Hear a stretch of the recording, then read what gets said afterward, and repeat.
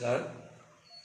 প্ৰথমতে দৰং ওদালগুৰি সমষ্টিৰ ৰাইজৰ লগতে সমগ্ৰ অসমবাসী ৰঙালী বিহু আৰু অসমীয়া নতুন বছৰৰ শুভেচ্ছা জ্ঞাপন কৰি দৰং ওদালগুৰিৰ লগতে সমগ্ৰ অসমত যি নিৰ্বাচন, সেই নিৰ্বাচনত বিশেষকৈ অসম পাৰ্টৰ দৰং ওদালগুৰি সমষ্টিটো বৰ তাৎপৰ্যপূৰ্ণ সমষ্টি হৈছে। পূৰ্বতে মঙলদৈ আছিল আৰু এই সমষ্টিটো এতিয়া দৰং ওদালগুৰি নামে পৰিচিত। অকল সেয়াই নহয়, ইয়াত যি জনগাঁথনি আছিল তাকো পৰিৱৰ্তন হৈছে। সেই জনগাঁথনি বুলি ক'বলৈ গ'লে যিহেতু 50% BTC 50% নান BTC এই অঞ্চলটো পৰিছে, সেইফালৰ পৰা এই দৰং ওদালগুৰিৰ যিগৰাকী MP প্ৰাৰ্থী হ'ব, তেওঁ সকলো সময়তে দুইটা অঞ্চলক এড্ৰেছ কৰিব লাগিব। সেইটো অসমৰ যিকোনো ঠাইত বক্তব্য ৰখাৰ সময়তে হওক, সমষ্টিত বক্তব্য ৰখাৰ সময়তে হওক, বা পাৰ্লিয়ামেণ্টত বক্তব্য ৰখাৰ সময়তে হওক, BTC আৰু নান BTC এই দুইটা অঞ্চলৰ ৰাইজক সমানে এড্ৰেছ কৰিব পাৰিব লাগিব।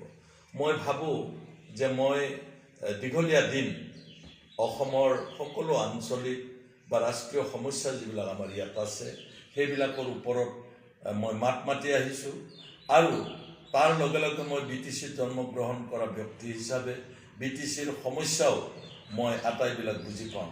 গতিকে দৰং ওদালগুৰিৰ ৰাইজক মই অনুৰোধ জনাব বিচাৰিছোঁ যে মই এগৰাকী সাংসদেই নহয়, মই যদি সাংসদ হৈ যাওঁ তেতিয়াহ'লে সমগ্ৰ দৰং ওদালগুৰি ৰাইজৰ কাৰণে এডাল সাকু হ'ম, যাক দুইটা অঞ্চলৰ প্ৰতিনিধিত্ব কৰাৰ কাৰণে প্ৰকৃত এগৰাকী নিৰ্বাচিত প্ৰতিনিধি হ'ম বুলি মই আশা ৰাখিছোঁ।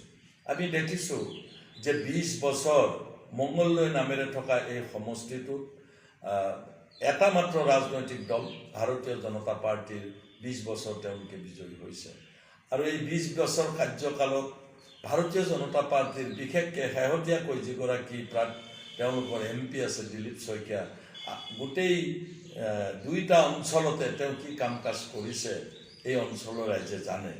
আৰু তেওঁ যদি আপোনালোকক প্ৰপাৰলি ৰিপ্ৰেজেণ্ট কৰিব পৰা নাই তেতিয়াহ'লে এইবেলি আপোনালোকে নিশ্চয় BPFৰ মই প্ৰাৰ্থী হিচাপে আৰু ইতিমধ্যে এটা ৰাজনৈতিক দল, ৰেজিষ্টাৰ্ড ৰাজনৈতিক দল, তেওঁলোকেও বিনা চৰ্তে AIDFৰ সমৰ্থন আগবঢ়াইছে। গতিকে আমি জিকিম।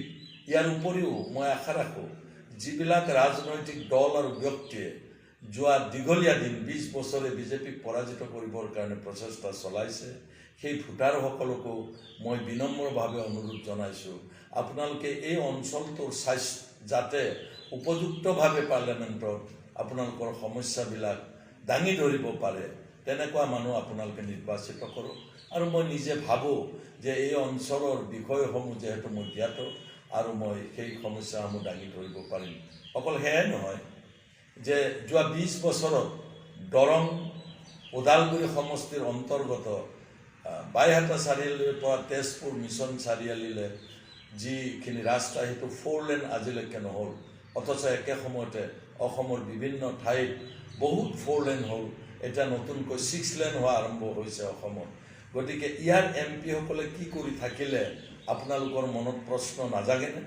ইয়াৰ MP সকলে সেই একমাত্ৰ ৰাস্তাটো যে 4 লেন হ'ব লাগিছিল তেওঁলোকে নাভাবেনে?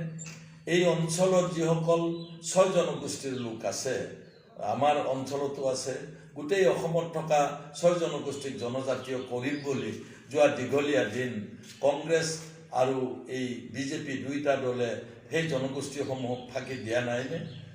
এনেকুৱা প্ৰশ্নবিলাকৰ উত্তৰ এই সময়ত অসমৰ ৰাইজে দিবলৈ সুবিধা পাইছে। অন্ততঃ দৰং ওদালগুৰিৰ ৰাইজে 543 জন MPৰ ভিতৰত এজন MP আপোনালোকে বদলি কৰিব পাৰে, আপোনালোকে নতুন এগৰাকীক ইয়াত নিৰ্বাচিত কৰিব পাৰে। মই আপোনালোকক বিনম্ৰ অনুৰোধ জনাম, আমাৰ দৰং ওদালগুৰিৰ স্বাৰ্থত, দুইটা অঞ্চলত বসবাস কৰা ৰাইজৰ স্বাৰ্থত আগন্তুক 26 তাৰিখে আপোনালোকে সকলোৱে নাঙলৰ ছবিত ভোট দি BPF দলৰ প্ৰাৰ্থী হিচাপে মোক যাতে বিজয়ী কৰায় তাৰ কাৰণে আপোনালোকক অনুৰোধ জনাম।